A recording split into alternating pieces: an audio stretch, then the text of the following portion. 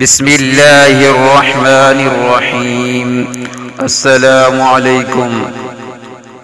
دو چیزیں اچھی بھی ہیں اور بری بھی۔ ایک بہت بڑے حکیم گزرے ہیں جن کا نام حکیم لقمان تھا۔ یہ دوا دینے والے حکیم نہیں تھے، بلکہ اللہ تعالیٰ نے ان کو بہت زیادہ سمجھ اور عقل عطا کی تھی، جس کی وجہ سے اچھی اچھی اور حکمت کی باتیں لوگوں کو بتایا کرتے تھے اور لوگوں کے مسائل حل کر دیا کرتے تھے۔ یہ ایک مالک کے نوکر تھے۔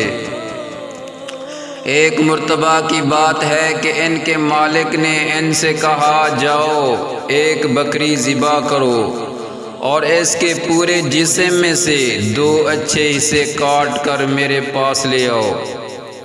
چنانچہ لقمان گئے اور بکری ذبح کی، پھر اس کے جسم سے دل اور زبان کو کاٹ کر مالک کے سامنے پیش کر دیا۔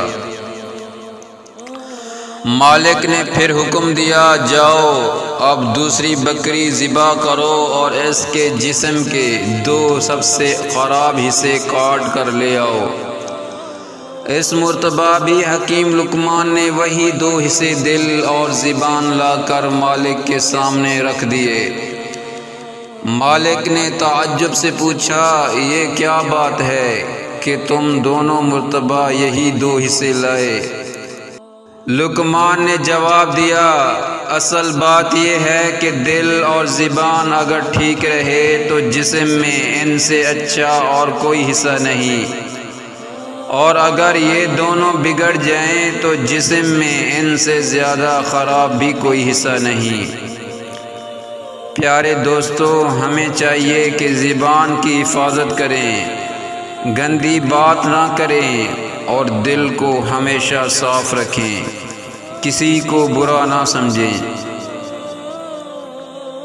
عمدہ قسم کے سبق آموز واقعات و حکایت کے لیے آج ہی ہمارے زینت الاسلام چینل کو سبسکرائب کریں، اپنے دوست و احباب کو بھی شیئر کریں تاکہ آپ کے ذریعے ان کو بھی فائدہ ہو۔